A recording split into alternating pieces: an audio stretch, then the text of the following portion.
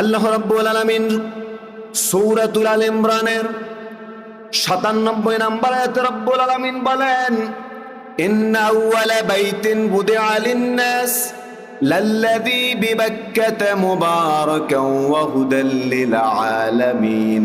একটু জবান ছেড়ে দিয়ে পড়েন আল্লাহু আকবার। পবিত্র কাবা ঘরের পরিচয় তুলে ধরতে গিয়ে আমাদের রব্বুল আলামিন বলেন, ইন্না আউওয়ালা বাইতিন, নিশ্চয় পৃথিবীর প্রথম ঘর। পৃথিবীর প্রথম ঘর কোনটা জানার দরকার আছে না নাই?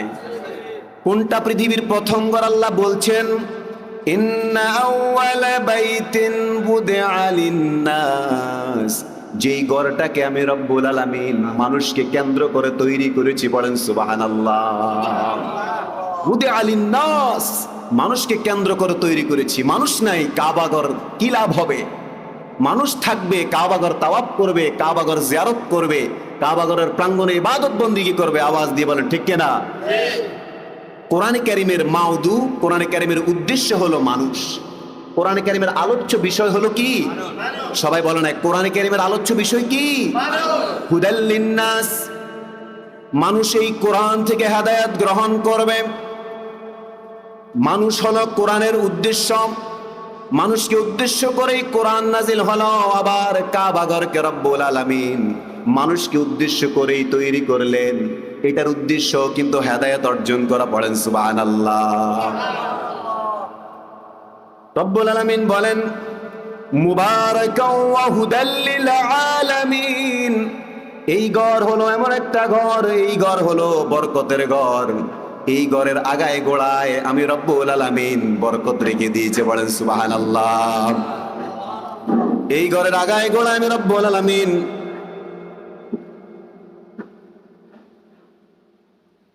এই ঘরের আগায় গোড়ায় আমি রব্বুল আলামিন বরকত দিয়ে পরিপূর্ণ করে দিলাম। বলেন সুবহানাল্লাহ। কোরআনে কারীম যেমন হেদায়েতের গ্রন্থ, আবার বরকতের গ্রন্থ।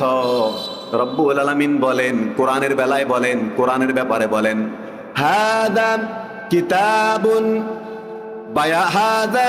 বায়ানুল লিন-নাস, কোরআন হলো মানুষের জন্য বড় নাম।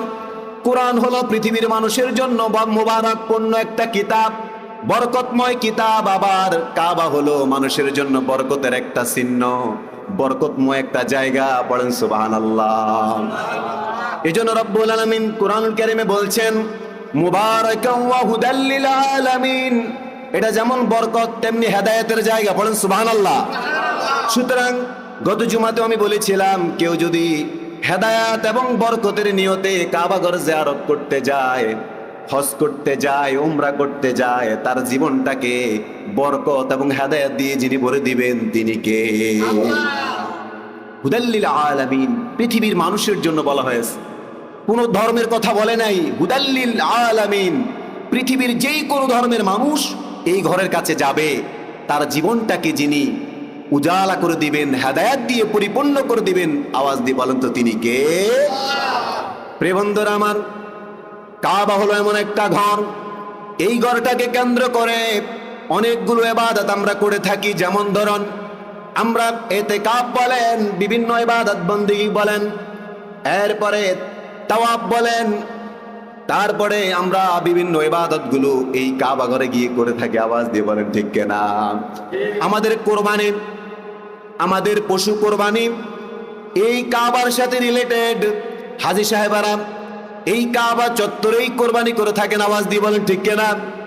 প্রিয় বন্ধুরা আমার, এই কাবা হলো এমন একটা ঘর, যেই ঘরটা পৃথিবীর সকল ধর্মের মানুষেরা এই ঘরটাকে নেওয়ার জন্য, এই ঘর থেকে বরকত নেওয়ার জন্য হুমড়ি খেয়ে পড়ে। আল্লাহু আকবার। আর জোরে বলেন আল্লাহু আকবার। ইয়াহুদি বলেন, খ্রিস্টান বলেন, মুশরিকরা বলেন, যারা মূর্তি পূজা করে, এই কাবা ঘরের ভিতরে বরকতের জন্য মুশরিকেরা ৩৬০টা মূর্তি রেখে দিয়েছিল। কি বলেন ঠিক কিনা? মুশরিকদের জন্য মুশরিকরা এই ঘর থেকে বরকত কামনা করে। আবার পৃথিবীর শ্রেষ্ঠ ধর্ম, যেই ধর্মটাকে রব্বুল আলামিন সেরা ধর্ম বলেছেন, ইসলাম ধর্মের অনুসারী মুসলমানরাও এই ঘর থেকে বরকত এবং হেদায়েত নেওয়ার জন্য পঙ্গপালের মতো ছুটে যায়। আওয়াজ দিয়ে বলেন ঠিক কিনা? সংগ্রামী তাওহীদি জনতা আমার, এটি এমন একটা ঘর, যেই ঘরের সাথে আমাদের প্রিয় বিশ্ব মুসলমানদের জাতির পিতা খলিল ইব্রাহিম আলাইহিস সালাতু ওয়াস সালামের স্মৃতি বিজড়িত একটা ঘর। আওয়াজ দিয়ে বলেন ঠিক কিনা? এই ঘরের কাছে গেলে ইব্রাহিমের কথা মনে পড়ে যায়। পৃথিবীর প্রথম ঘর হলো কাবা, যেই ঘর ইব্রাহিম আলাইহিস সালাতু ওয়াস সালামের মাধ্যমে রব্বুল আলামিন নির্মাণ করলেন। রব্বুল আলামিন ইব্রাহিম আলাইহিস সালামকে বললেন, ও ইব্রাহিম, কাবা নির্মাণ করো। ইব্রাহিম আলাইহিস সালাম বললেন, ও রব্বুল আলামিন, কিভাবে কাবা নির্মাণ করব? কোন জায়গায় কাবা নির্মাণ করব? রব্বুল আলামিন জায়গা নির্ধারণ করে দিলেন। বিশাল ঘটনা। জায়গা নির্ধারণ করে দেওয়ার পর ইব্রাহিম আলাইহিস সালাতু ওয়াস সালাম বাপ বেটা মিলে কাবা ঘর নির্মাণ করা শুরু করে দিলেন। বলেন আল্লাহু আকবার। সেই কথা রব্বুল আলামিন কোরআনুল কারীমের মধ্যে কোট করে দিলেন। কিভাবে কাবা তৈরি হলো? ওয়াইয ইয়ারফাউ ইব্রাহিমুল কওয়াইদ মিনাল বাইতি ওয়া ইসমাঈল। একটু জবান ছেড়ে পড়েন আল্লাহু আকবার। আমার ইব্রাহিম আলাইহিস সালামকে বললাম কাবা ঘর নির্মাণ করো। ইব্রাহিম কাবা নির্মাণ করলো। এই জন্য পৃথিবীর সর্বপ্রথম ঘর বলা হয় কাবা ঘরকে। বলেন আল্লাহু আকবার। সংগ্রামী তাওহীদি জনতা আমার, এই ঘরটা হলো এমন একটা ঘর, রাসূল কারীম সাল্লাল্লাহু আলাইহি ওয়াসাল্লামকে একদিন রাসূল সাল্লাল্লাহু আলাইহি ওয়াসাল্লামের বিশ্ব নবী সাল্লাল্লাহু আলাইহি ওয়াসাল্লামের একজন প্রিয় সাহাবা আবু যর গিফারি রাদিয়াল্লাহু তাআলা আনহু বললেন, ওগো আল্লাহর রাসূল, ওগো আল্লাহর হাবিব, পৃথিবীর সর্বপ্রথম ঘর কোনটা একটু আমাদেরকে জানিয়ে দেন। রাসূলুল্লাহ বললেন, মসজিদুল হারাম। মসজিদুল হারাম, যেটাকে আমরা কাবা বলে থাকি, এটাই হলো পৃথিবীর প্রথম ঘর। বলেন আল্লাহু আকবার। এরপরে বললেন, ওগো রাসূল, ওগো আল্লাহর রাসূল, তারপরে কোন ঘরটা? বিশ্বনবী সাল্লাল্লাহু আলাইহি ওয়াসাল্লাম বললেন, মসজিদে বাইতুল মুকাদ্দাস। পড়েন সুবহানাল্লাহ। তাহলে পৃথিবীর দ্বিতীয় ঘর কোনটা? বাইতুল মুকাদ্দাস। এরপরে আবু যর গিফারি রাদিয়াল্লাহু তাআলা আনহু বললেন, ওগো আল্লাহর রাসূল, এই দুটো ঘরের তৈরির মধ্যে কতটুকু সময়ের ব্যবধান? বিশ্বনবী বললেন, 40 বছর ব্যবধানে কাবা এবং বাইতুল মুকাদ্দাস তৈরি হয়েছে। পড়েন সুবহানাল্লাহ। আবু যর গিফারি রাদিয়াল্লাহু তাআলা আনহু বললেন, ওগো আল্লাহর রাসূল, তাহলে আমাদেরকে বলে দেন তারপরে 3 নম্বরে কোন ঘরটা উত্তম? রাসূলুল্লাহ বলেন, তুমি যেখানেই থাকো না কেন, যখন নামাজের সময় হয়ে যাবে আর সেই জায়গাতে নামাজ পড়ে নেবে, এটাই হলো আল্লাহ রাব্বুল আলামিনের ঘোষণা। আর আল্লাহর জমিন, সমস্ত জমিনই হলো মসজিদ। পড়েন সুবহানাল্লাহ। সকল পবিত্র জায়গায় আল্লাহ রাব্বুল আলামিন মসজিদ বানিয়ে দিয়েছেন। বলেন সুবহানাল্লাহ। প্রিয় বন্ধুরা আমার, এই কাবা ঘরকে আমরা কয়জনে কাবা ঘরের নাম কয়টা জানি? কিন্তু রব্বুল আলামিন কোরআনুল কারীমে কাবা ঘরের অনেকগুলো নাম বর্ণনা করেছেন। আমরা 2-1টা জানি। আপনাকে যদি বলি কাবা ঘরের কয়েকটা নাম বলেন, আপনি কয়টা বলবেন? কাবা বলবেন, হারাম শরীফ বলবেন, কি বলেন ঠিক কিনা? 2-4টা বলতে পারবেন।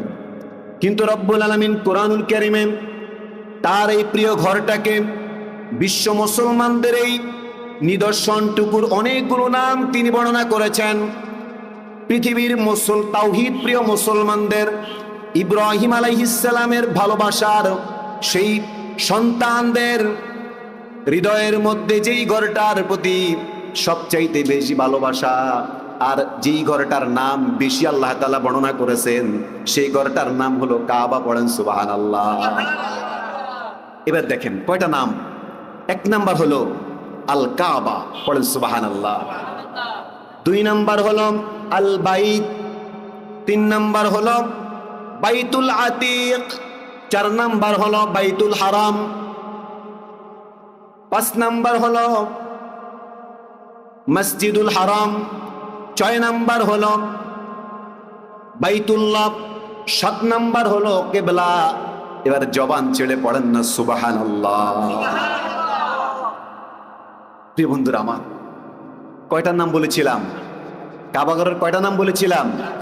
7টা নাম বলেছিলাম। এছাড়াও কাবাঘর আরো কয়েকটা নাম আমি খুঁজে পেয়েছি, আরো 6টা চমৎকার নাম আমি খুঁজে পেয়েছি। সেই নামগুলো হলো, 1 নাম্বার হলো বালাদুল আমিন, পড়েন সুবহানাল্লাহ। 2 নাম্বার হলো বালাদুল মামুন। এরপরে 3 নাম্বার হলো উম্মে রহাম। 4 নাম্বার হলো উম্মুল কোরা। 5 নাম্বার হলো আল বালাদা। 6 নাম্বার হলো আল বাইয়িনা, পড়েন সুবহানাল্লাহ। আল বালাদা এবং আল বাইয়িনা, এই 6টা নাম আরো অতিরিক্ত। তাহলে 7 আর 6 কয়টা নাম বলেছিলাম? 13টা নাম আমরা খুঁজে পেয়েছি কোরআনে কারিমে। এবার আসেন, কোরআনে কারিমে আল্লাহ তাআলা কোন কোন জায়গায় এই 7টা নাম, প্রসিদ্ধ নাম ব্যবহার করেছেন, আমরা এক নজরে জানার দরকার আছে না নাই? প্রিয় বন্ধুরা আমার, চলে আসুন আমরা কোরআনে কারিমের আলোকে কাবা ঘরের নামগুলো জেনে নেই। আল্লাহ রাব্বুল আলামিন কোরআনুল কারিমে সর্বপ্রথম কাবা ঘরের পরিচয় দিতে গিয়ে বলেন, কাবা শব্দটা সর্বপ্রথম ব্যবহার করেছেন রব্বুল আলামিন সূরা মায়েদার 97 নম্বর আয়াতে। রব্বুল আলামিন বলেন, হাদিয়াম বালিগাল কাবা। এই আয়াতের মধ্যে আল্লাহ রাব্বুল আলামিন কাবা শব্দ ব্যবহার করেছেন, বলেন সুবহানাল্লাহ। তাহলে কাবার একটা নাম যিনি কাবা রেখেছেন, জবান ছেড়ে পড়েন না, তিনি কে? আল্লাহ। 2 নাম্বার নাম যিনি কাবার, 2 নাম্বার নাম হলো বাইত। রব্বুল আলামিন 2 নাম্বার নাম কোথায় বলেছেন? সূরা মাউনের মধ্যে, ফালইয়াবুদু রাব্ব হাযাল বাইত। আমরা নামাজের মধ্যে তেলাওয়াত করি কি করি না? ফালইয়াবুদু রাব্ব হাযাল বাইত। আল্লাহু আকবার। ফালইয়াবুদু রাব্ব হাযাল বাইত। রব্বুল আলামিন বলেন, এই ঘরের মালিকের গোলামি করো, যিনি কাবার মালিক, যিনি বাইতের মালিক, যিনি এই হারাম শরীফের মালিক, যিনি এই পবিত্র ঘরের মালিক, সেই ঘরের মালিকের ইবাদত করো, পড়েন সুবহানাল্লাহ।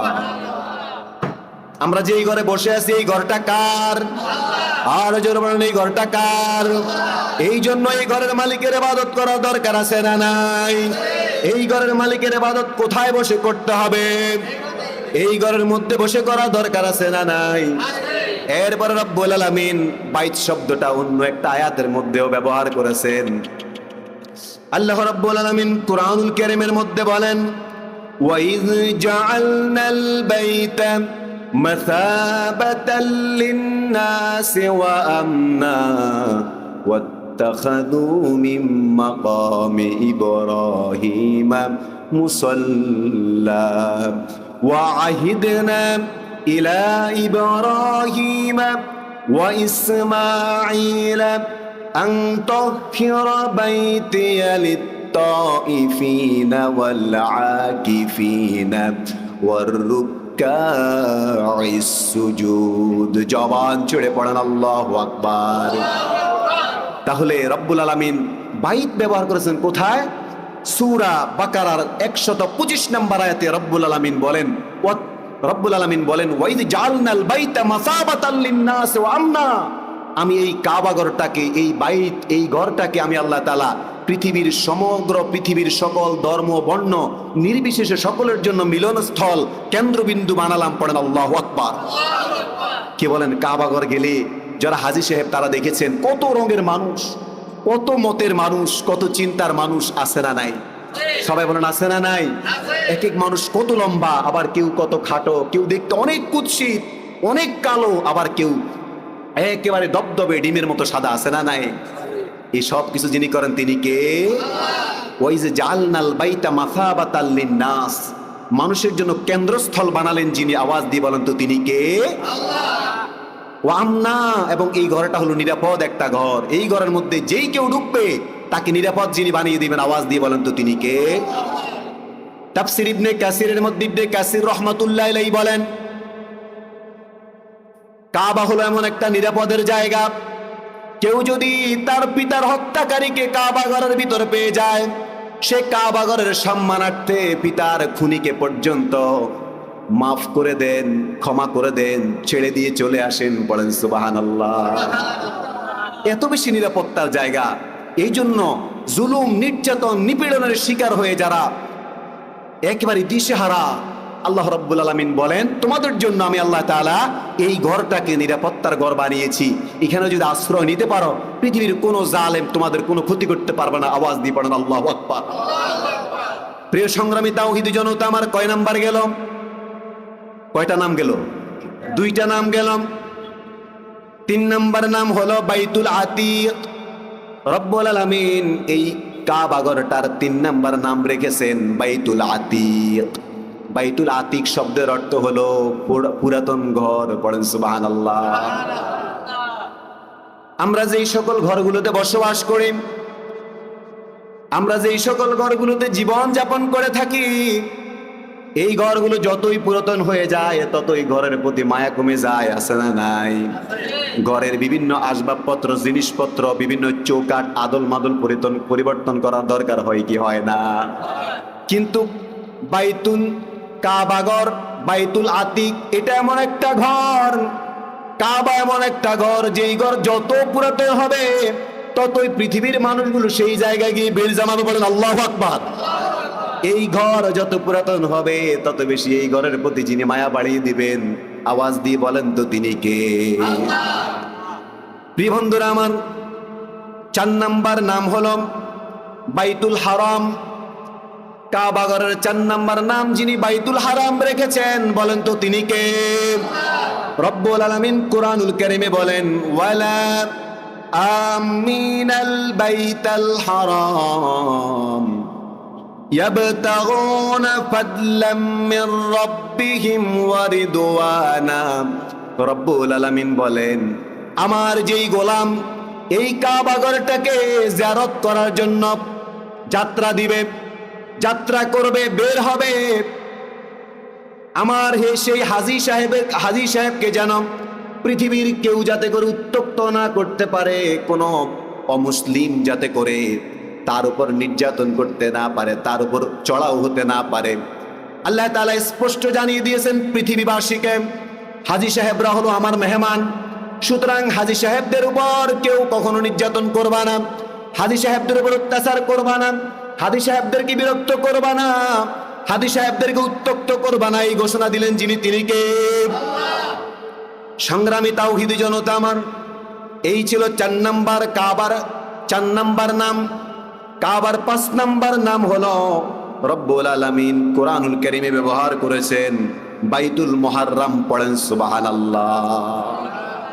এই ঘরটা হলো বাইতুল মুহাররম, মানে সম্মানিত একটা ঘর। 6 নম্বরে রব্বুল আলামিন এই ঘরটার যেই নাম রেখেছেন সেই নামটা হলো বাইতুল্লাহ। পড়েন সুবহানাল্লাহ। বাইতুল্লাহ বললে আমরা সকলেই বুঝি, কি বলেন ঠিক কিনা? এই ঘরটার 6 নাম্বার নাম কি রেখেছেন আল্লাহ? বাইতুল্লাহ। সুতরাং কাবাকে কেন কাবা বলা হয়েছে? যেই ঘরটা উঁচু ঘর, সেই ঘরটাকে কি বলা হয়? কাবা বলা হয়। কাবাকে কাবা বলার কারণ কি? এটা একটা উঁচু ঘর, পৃথিবীর সবচাইতে উঁচু ঘর হওয়ার কারণে এই ঘরটাকে যিনি কাবা নাম রেখেছেন, বলেন তো তিনি কে? আবার এই সম্মানিত ঘরটার বরাবর, কাবা শরীফ বরাবর 7ম আকাশের মধ্যে যিনি একটা মসজিদ নির্মাণ করে দিলেন, সেই মসজিদটার নাম হলো বাইতুল মামুর। বাইতুল মামুর হলো এমন একটা মসজিদ, কাবা শরীফ একেবারে কাবা শরীফ বরাবর বাইতুল মামুর মসজিদ আল্লাহ তাআলা নির্মাণ করেছেন। পড়েন সুবহানাল্লাহ। বিশ্বনবী সাল্লাল্লাহু আলাইহি ওয়াসাল্লাম যখন তিনি মেরাজে গেলেন, 7ম আকাশে সেই বাইতুল মামুর মসজিদের মধ্যে আমাদের প্রিয় নবী মুহাম্মদুর রাসূলুল্লাহ সাল্লাল্লাহু আলাইহি ওয়াসাল্লাম সকল নবীদের সাথে সৌজন্য সাক্ষাৎ করেছিলেন। বিশ্বনবী সেখানে 2 রাকাত নামাজ আদায় করেছিলেন। একটু পড়েন সুবহানাল্লাহ। বাইতুল মামুর হলো এমন একটা মসজিদ, যেই মসজিদে প্রতিদিন ফেরেশতারা দলে দলে সালাত আদায় করতে যায়। দুনিয়ার কাবা হলো মানুষের কাবা, আর বাইতুল মামুর হলো ফেরেশতাদের কাবা। এই বাইতুল মামুরে একবার যেই ফেরেশতার দল নামাজ পড়তে ঢুকবে, কিয়ামত পর্যন্ত ওই ফেরেশতার দল আর সেই মসজিদটাতে বাইতুল মামুরের মধ্যে নামাজ পড়ার সুযোগ পাবে না। কারণ হলো আল্লাহ রাব্বুল আলামিনের অসংখ্য অগণিত ফেরেশতা, তাদেরকেও তো সুযোগ দেওয়ার দরকার আছে না? না। প্রিয় বন্ধুরা আমার, এই ছিল 6 নম্বর কাবার নাম। এই 6 নম্বর যেই নামটা বাইতুল্লাহ, আল্লাহ রাব্বুল আলামিন বলেন, وعهدنا إلى إبراهيم وإسماعيل أن طهر بيتي للطائفين والعاكفين والركع السجود পড়েন আল্লাহু আকবার আল্লাহু আকবার আল্লাহু আকবার চিন্তা করেন কত সম্মানিত ঘর একটা ঘরের কতগুলা নাম 7 নাম্বার নাম হলো বলবো আপনাদের তো শোনার মনে আগ্রহ নাই শোনার আগ্রহ আছে আল্লাহর ঘরের 7 নাম্বার নামটা শোনার দরকার আছে না নাই আল্লাহর ঘরের 7 নাম্বার নাম হলো কিবলা পড়েন আল্লাহু আকবার রব্বুল আলামিন কুরআনুল কারীমের দ্বিতীয় পারার শুরুতে রব্বুল আলামিন বলেন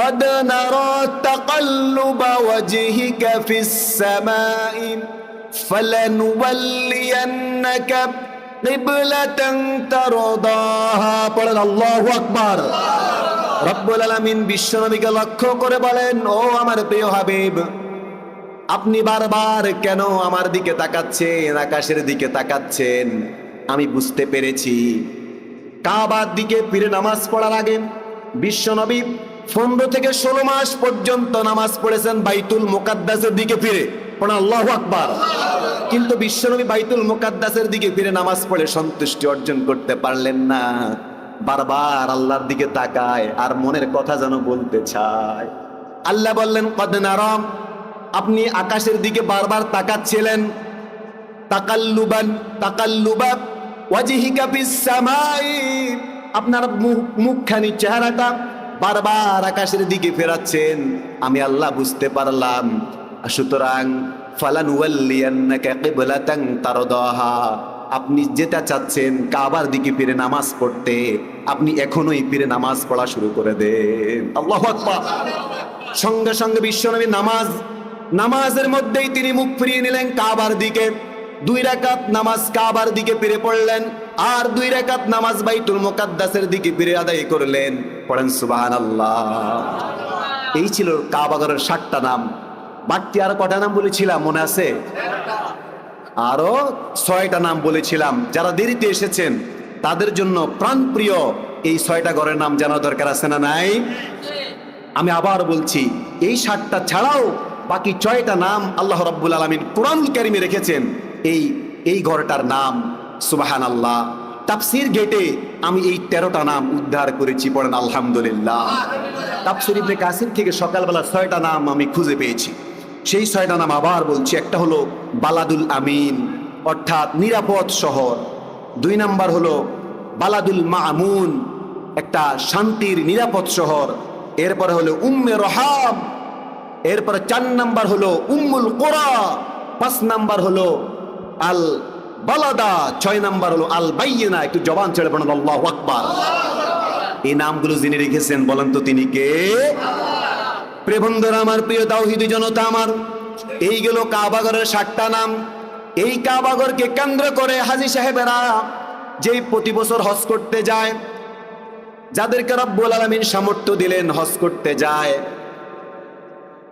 আর অনেকে আছে আবার সামর্থ্য থাকার পরে হজ করতে যায় না এরকম মুসলমান আছে না নাই অথচ রব্বুল আলামিন বলেন ও আমার গোলামেরা ওয়ালিল্লাহি আলান নাসি হিজ্জুল বাইতি মান ইসতাতা ইলাইহি সাবিলা রব্বুল আলামিন সামর্থ্যবানদের দৃষ্টি আকর্ষণ করে বলছেন ওহে সমাজের মধ্যে যারা হজ করার সামর্থ্য হওয়ার পরেও হজ করব বলে এখনো হজ করতে যাও না অঢেল সম্পদের মালিক হয়েছ হজ করার মতো সামর্থ্য থাকার পরেও তোমরা যারা হজ করতে যাও না আমি রব্বুল আলামিন তোমাদেরকে এখনোই ঘোষণা করছি ওয়ালিল্লাহি আলান নাসি হিজ্জুল বাইতি মান ইসতাতা ইলাইহি সাবিলা যারা সামর্থ্যবান হয়েছো তারা হজ করতে যাও কেন ওয়ামান দাখালাহু কানা আমিনা আমি রব্বুল আলামিন এই ঘরটাকে নিরাপদ ঘর বানিয়ে দিলাম বলেন আল্লাহু আকবার আবার রব্বুল আলামিন বলেন ফিহি আয়াতুম বাইয়িনাতুন এটা হলো এমন একটা ঘর এটা হলো আমি রব্বুল আলামিনের সুস্পষ্ট নিদর্শন। এই ঘরটা হলো ইব্রাহিম আলাইহিস সালামের স্মৃতি বিজড়িত একটা ঘর। সুতরাং সামর্থ্যবান হলে কেন তুমি ইব্রাহিমের স্মৃতিটুকুকে নিজের চোখ দিয়ে দর্শন করা থেকে বঞ্চিত হয়ে যাবে? হজ করার দরকার আছে না নাই? সামর্থ্য হলে উমরা করার দরকার আছে না নাই? আল্লাহ রাব্বুল আলামিন আমাদেরকে তৌফিক দান করুন, বলি আমিন। প্রিয় ভাইয়েরা আমার, এই জন্য রব্বুল আলামিন কোরআনুল কারীমের মধ্যে বলছেন, ফিহি আয়াতুম বাইয়িনাতুম মাকামু ইব্রাহিম। এটা হলো ইব্রাহিম আলাইহিস সালাতু ওয়াস সালামের স্মৃতি বিজড়িত জায়গা। সুতরাং সামর্থ্যবান হলে হজ করতে যাও। এরপরে বললেন, ওমান দাখালাহু কানা আমেনা। যেই ঘরকে হজ জিয়ারত করতে যাবা, আমি রব্বুল আলামিন তার জীবনটাকে নিরাপত্তার চাদর দিয়ে ঢেকে দেব। পড়েন সুবহানাল্লাহ। প্রিয় বন্ধুগণ আমার, রাসূল করিম সাল্লাল্লাহু আলাইহি ওয়াসাল্লাম বলেন, সামর্থ্যবান হওয়ার পরে যারা হজ করবা না, তারা শুনে রাখো, তিনটা জিনিস তোমাদের জীবনের মধ্যে আসতে পারে আর তোমাদেরকে পবিত্র হজ থেকে তোমাদেরকে গাফেল করে দিতে পারে। সেই তিনটা জিনিস কি জানার দরকার আছে না? না, শুনতে রাজি আছেন? عن ابن عباس رضي الله تعالى عنه قال قال رسول الله صلى الله عليه وسلم বিশ্বনবী সাল্লাল্লাহু আলাইহি ওয়াসাল্লাম বলেন, মান আরাদাল হাজ্জা, যেই ব্যক্তি হজ করার সংকল্প করবে। হজ করার একটা অর্থ হলো সংকল্প করা, ইচ্ছা করা, টু ডিসাইড, সিদ্ধান্ত নেওয়া। পড়েন সুবহানাল্লাহ। নির্দিষ্ট মাসে নির্দিষ্ট দিনে কাবা ঘরকে জিয়ারত করার উদ্দেশ্যে যারা নিজের ঘর বাড়ি ত্যাগ করে বের হয়ে যাবে এবং পরিপূর্ণভাবে হজের মানাসিকগুলো যারা নিয়ম কানুন পালন করে সম্পন্ন করতে পারবে, আল্লাহ রাব্বুল আলামিন সেটাকেই হজ বলেছেন। পড়েন সুবহানাল্লাহ। রাসূল করিম সাল্লাল্লাহু আলাইহি ওয়াসাল্লাম বললেন, মান আরাদাল হাজ্জা ফালিয়াতাআজ্জাল, যেই ব্যক্তি হজ করার সংকল্প করবে সে যেন গড়িমসি না করে। কি না করে? গড়িমসি না করে। কাজটুকু, চাকরি বাকরি আরেকটু শেষ হয়ে যাক, ব্যবসা বাণিজ্য আরেকটু শেষ হয়ে যাক, আরেকটু গুছিয়ে নেই, তারপরে দাড়িটুকু একবারে রেখে দেই, দাড়ি রেখে তারপর হজ করতে যাব, তারপরে ওই জায়গাটুকু বিক্রি করে দেই, তারপরে আমার মেয়ে দুটাকে বিয়ে দেই, ছেলে তিনটাকে বিয়ে করাই, তারপরে হজ করতে যাব। কিন্তু মেয়ে একটা বিয়ের পরে হয়তো দুনিয়া থেকে সে চলে যেতে হয়েছে। এরকম হয় কি হয় না? আবার ছেলে একটাকে বিয়ে না করায়াও দুনিয়া থেকে চলে যেতে হয়। এরকম আছে না নাই? রাসূল করিম সাল্লাল্লাহু আলাইহি ওয়াসাল্লাম বললেন, ফালিয়াতাআজ্জাল, দেরি করবা না, দ্রুত করে হজ আদায় করো। ফাইন্নাহু ক্বাদ ইয়ামরুদুল মারিদ, কারণ হলো তুমি এখন সুস্থ আছো, কিন্তু কাল হয়তোবা তুমি বিছানায় পড়ে যাবে, তোমার ব্যাংকের মধ্যে টাকা জমা থেকে যাবে, জায়গা জমিগুলো সিল চাপটা খেয়ে ফেলবে, এরপরে শিয়াল কুকুরে খেয়ে ফেলবে, তোমার সামর্থ্য হবে না হজ করার জন্য। সুতরাং ক্বাদ ইয়ামরুদুল মারিদ, অসুস্থ হওয়ার আগে যেই সম্পদটুকু আছে, যে অর্থটুকু আছে, হজ করে আসে। পড়েন সুবহানাল্লাহ।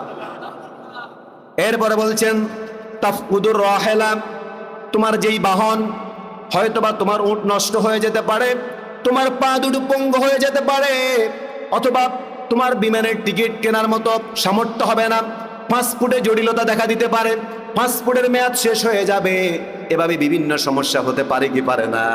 সুতরাং এই সব কিছু হওয়ার আগে, পাসপোর্টের মেয়াদ থাকার আগে, শরীরে শক্তি থাকার আগে হজটা করে আসার জন্য যিনি সামর্থ্যবানদেরকে নির্দেশ দিলেন, বলেন তো তিনি কে?